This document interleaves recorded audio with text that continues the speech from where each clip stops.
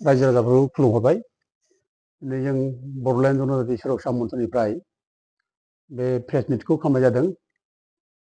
जोबोद मोजां बाथ्रा। गोबाव समनिफ्राय बे नबसरनानि बाथ्राखौ लानानै सावरायबोबाय थानाय जादों। दा गोबां प्रश्न खालामबाय थादोंमोन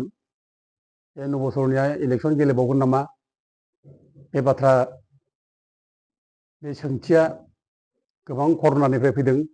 बुंदों। ओरैबायदि जों बुंबायदोंमोन जे नबसरनाया इलेक्सन गेलेनो हाला, बिनि सार्टिफिकेटआ उइद्र' खालाम जाजोब्बाय। दा गथे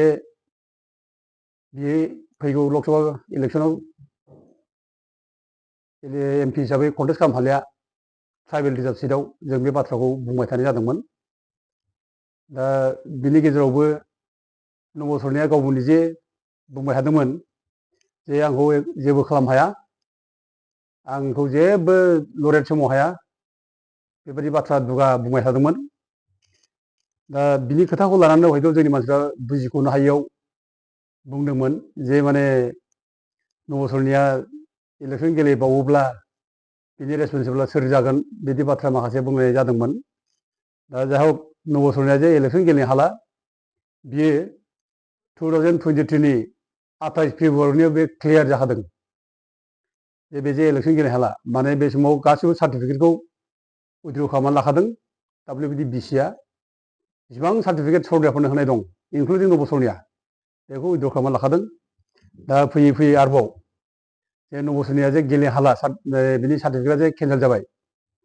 बे जिनिसा दिनै कनफार्म जाबाय जे WBDCनि थ्रुयै दानाय जाने सिकिउरिटि कमिटि, बे सिकिउरिटि कमिटिया लेटेस्ट मोनसे अर्डार होबाय। दाखालि आगोलाव हाइकर्टआव बुंदोंमोन जे नबसरनानि जायनि सार्टिफिकेट बे बर' कसारि नङा होननानै बुंदोंमोन। दा बिनि उनाव दा लेटेस्ट माने नबसरनानि जायनि सार्टिफिकेट बे जे बर' कसारि लानानै माने गावनि सिनायथिखौ माने होदोंमोन आरो बे जे ट्राइबेल रिजार्भ समस्टिनिफ्राय MP जादोंमोन। दा बिनि एगेन्स्टै दिनै रोखा खालामना होबाय जे बे बर' कसारि नङा, बेखौबो होनखानाय जाबाय। आरो लोगोसे बिनि जायनाखि सार्टिफिकेट बर' कसारि लानानै माने ट्राइबेल सार्टिफिकेट लानाय बे तामुलपुर डिस्ट्रिक्ट ट्राइबेल संघआ जानाखि सार्टिफिकेट होदों बेनो बर' कसारि हिसाबै, आरो बेखौ जे तामुलपुरनि सिभिल लिस्टआव काउन्टार साइन खालामदोंमोन, बे सार्टिफिकेटखौ दिनै सिकिउरिटि कमिटिया केन्सेल खालामबाय होननानै स्पस्ट रोखा बुंनाय जाबाय। दा गथे बिनि सार्टिफिकेटआ केन्सेल जाबाय। दा बे इलेक्सन गेलेनाय गेलेयैयाथ' बिदि दा बाथ्रा नंलिया, बेथ' गेले हाखालिया। दा बियो गाव बोरै इलेक्सन गेलेनाय बिदि प्रश्न नङा, दा बियो गावखौ बोरै बासायो बेसो बिनि प्रश्न। दिनै गावखौ बे पानिशमेन्टनिफ्राय बोरै बासायनो, दा बेसो बे गिदिर प्रश्न जाबाय। बियो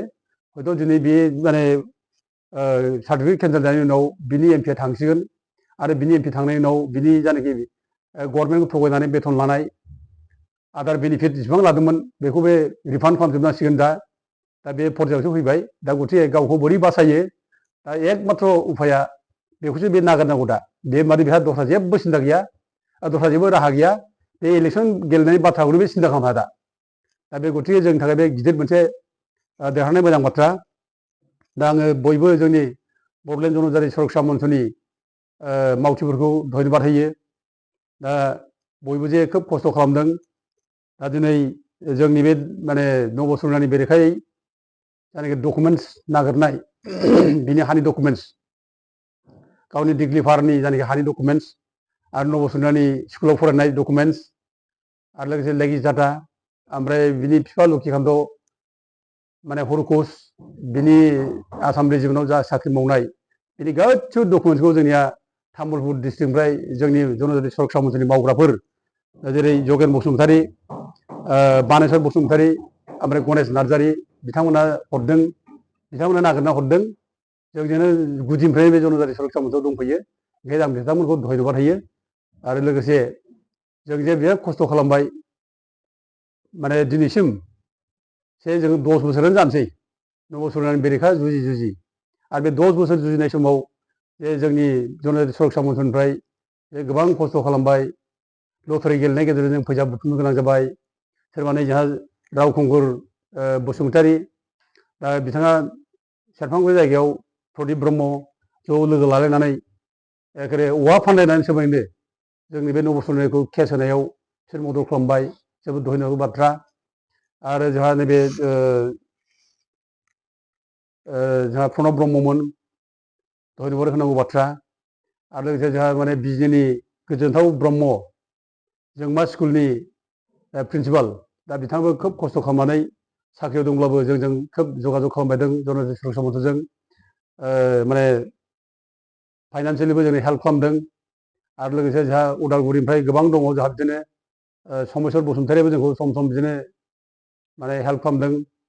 लोगो लाफादों आरो जोंना सेक्रेटारि जयन्त बर' बिथांखौ जों धन्यबाद होनांगोन बिथाङाबो खोब माने साख्रि गोनांब्लाबो रिस्क लानानै जयन्त बर' बिथाङा गिदिर गिदिर स्टेन्डआव जे जोंजों गसंथाबोदों जनजाति सुरक्षा मन्थ्रिखौ नागाराखै बेखौ जों जोबोद गोरबोजों माने धन्यबाद होयो दा बिथाङा फैनो नागिरदोंमोन दिनै फैनो हानाय जायाखिसै दा राजेन माने बसुमतारी बिथांमोनाबो खोब जोंखौ सहाय होनाय दा जों धन्यबाद होयो जेसेबां जोंनि कर्मि जनजाति सुरक्षा मन्थ्रिनि बयबो धन्यबाद होथाव आरो बेजों लोगोसे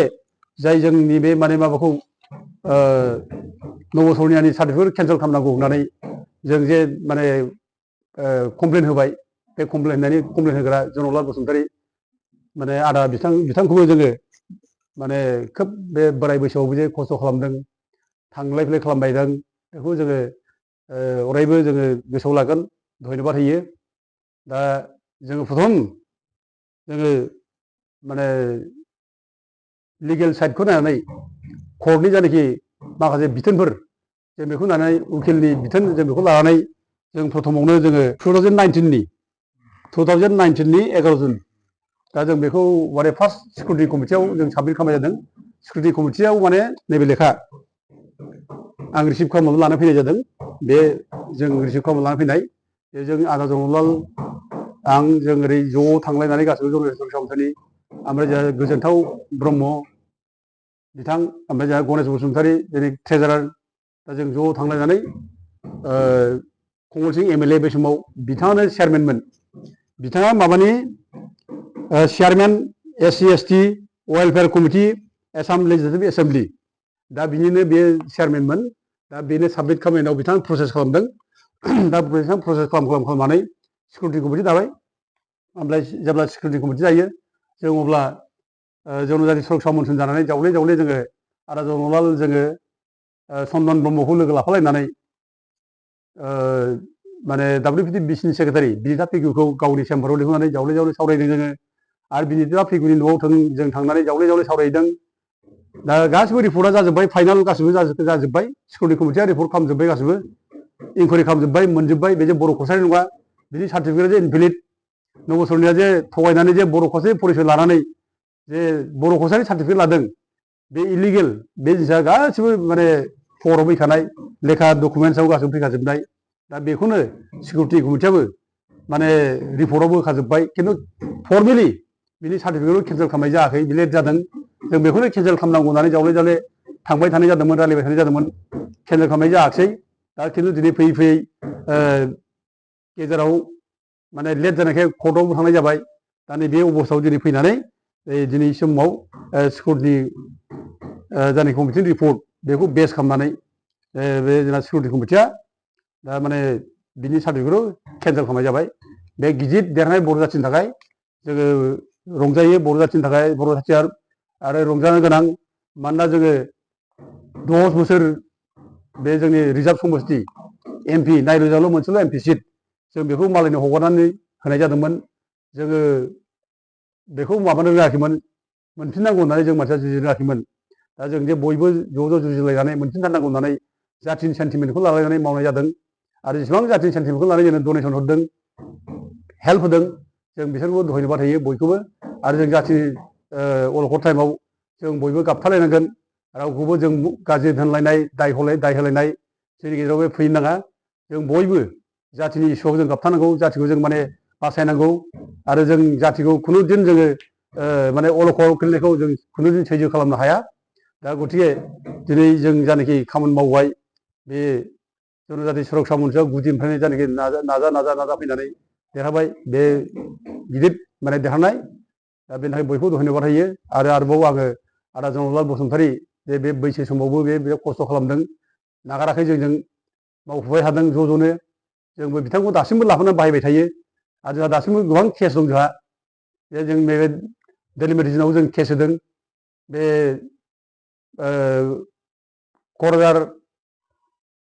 माखासे समस्तिखौ ओमफ्राय उदालगुरि समस्ति ओमफ्राय टटेल जायनाखि माबा बिटिसि समस्तियाव 15टा बानायनायनि गेजेराव जोंनो 6टाल' होनाय बेखौ जों चेलेन्ज खालामनानै केस होदों ओमफ्राय उदालगुरि दरं बे समस्तिखौ ट्राइबेल रिजार्भ समस्ति होनांगौ एस पार कनस्टिटिउसनेल प्रभिजन बेखौ होननानै जों केस होदों बेयाव जों दा ज' बयबो दंलायलायो जों दा सानसुमा माने अमरसिं ब्रह्म जों ज' दंलायलायो आरो ज' मावबाय थागोन आरो जों ज' मावलायनांगोन दा बाथ्राया जाबाय जोङो नैबे सरनियानि खेथ्रआव सरनियाफोरनि खेथ्रआव दा सरनियाफोरनि सार्टिफिकेटआ जे उइद्र' खालामजोब्बाय बिसोरनि सार्टिफिकेटआ सोलिलिया बे जिनिसखौ जोङो माबायावनो होनाय जादों PL केस नं 30/2019 बेखौ जोङो होनाय जादों जेब्लानाखि 2018आव 5 जुन खालि बे सरनियाफोरनो कसारि रिजार्भ सार्टिफिकेट होनांगौ होनना बुंदोंमोन अब्ला बयबो सरनियाफोरा कसारि रिजार्भ सार्टिफिकेट मोनदोंमोन दा बेखौ लानानै जों माने PL होनाय जादों दा बेयाव जोंहा कख्लाबारिनि जायनाखि इडुकेटेड माने आनइमप्लयड इयुथ एस'सिएसन दं दा बिनि माबा जाहैबाय प्रेसिडेन्ट जाबाय रन्जित बसुमतारी ओमफ्राय लोगोसे सेक्रेटारि सुबेस्वर स्वर्गियारि दा बिथांमोनखौ लाफानानै जनरलाल बसुमतारी ओमफ्राय दावराव दैखोम नार्जारी ज'नो बे PL केसखौ होनाय जादों आरो बे केस होनायनि रिजाल्ट हिसाबै थांनाय 2023नि जानाखि माबा 28 फेब्रुवारि 2023नि 28 फेब्रुवारियाव अर्डार दिहुननाय जाबाय जे सरनियाफोरनो जेसेबां कसारि बा बर' कसारि रिजार्भ सार्टिफिकेट होनाय बे गासिबो सोलिजोबला इनभेलिड जाबाय दा बिसोर बेखौ लानानै माने साख्रि बाख्रिबो नागिरनो हालिया एडमिसनबो लानो हालिया बे रोखोम मोनसे अर्डार होनाय जाबाय आरो बे जोंनि थाखाय माने बर'फोरनि थाखाय बुंनो थाङोब्ला गावनि ट्राइबेलनि सिनायथिखौ उद्धार खालामनायनि रैखा खालामनायनि बे मोनसे गिदिर जोंनि माने देरहानाय जागोन बियो दा हयथ' आगोलाव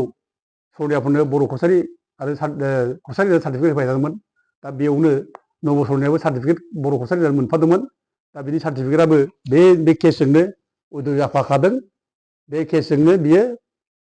माने इनभेलिड जाखादों बे केस देरहानाय लोगो लोगोनो जोङो नब सरनियानि जायनाखि MP गेलेनाय बेयावनो माने बेहा माने माबा जाखादों बेहा बे गेलेनो हाया बेबायदि मोनसे नैबे अर्डारनिफ्राय जों मोनखादों दा गथिखे जों बै समावनो बुंखादोंमोन नब सरनिया MP गेलेनो हाला बिनि सार्टिफिकेटआ उइद्र' जाबाय बे इनभेलिड जाबाय आरो जेसेबां सरनियाफोर सार्टिफिकेट लानानै दङ बर' कसारि एबा कसारि होननानै सुबिदा लानाय बिसोरबो बेजों सोलिला ओमफ्राय दा नब सरनिया जेरै MP दानजासिगोन बेनि माने बेनिफिटफ्रा रिटार्न जाफिनजोबनांसिगोन दा बेबादिनो दा नैबे केसनि दारै जाय सरनियाफ्रा बर' कसारि एबा कसारि नाम लानानै सोरबा माने गेसनि एजेन्सि लादों सोरबा माने माबानि थाव दिफुनि एजेन्सि लादों बा गुबुन बेनिफिट लादों दा बेफोरखौ जुदि जोङो दा कमप्लेन होयोब्ला बिसोरबो दानजागोन बिसोर मोननाय नङा दा जोङो आंजों अनेक मानसि जगाजग लादों दा बे जायफ्रा माने ट्राइबेल नङाफ्रा माने गेस एजेन्सि लादोंमोन दा जाय असे ट्राइबेल बर' फिसा बेबो माने एप्लाइ खालामदोंमोन दा खिन्थु बेखौ दाननानै दा दस्रा मानसि लस करनाय मानसिनो होदों दा बिनि सायाव रिपर्टआ जों फैगासिनो दं दा बिथाङा दिनै केस होबाय हाइकर्टआव आं बिथांनोबो माखासे डकुमेन्टसबो हरनाय जाबाय आरो दा